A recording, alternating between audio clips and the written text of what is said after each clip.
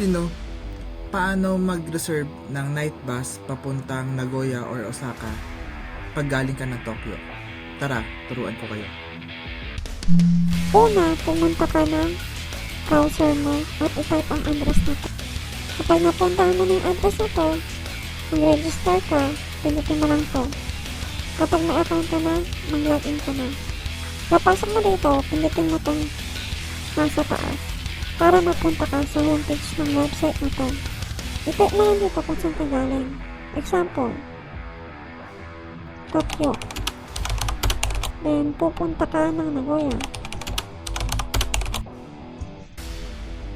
October 16, 2024. Then, search. Yan, makikita mo rito listahan ng bus, ang pang-araw at pang-gabi.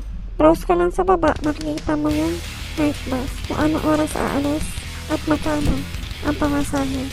Select ka lang, then makikita mo rito yung information ng bus na sasakyan mo.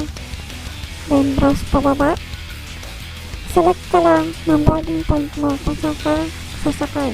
Then, select dropping point kung saan ka bababa. Then, kung ilan kayo sasakay, babae man o lalaki, browse lang pababa, continue.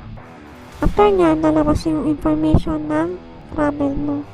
Browse ulit pababa, and then continue. Dito sa part na to, dito mo i-input ang credit card details mo. After mo ma-input yung credit card details mo, press continue ka lang.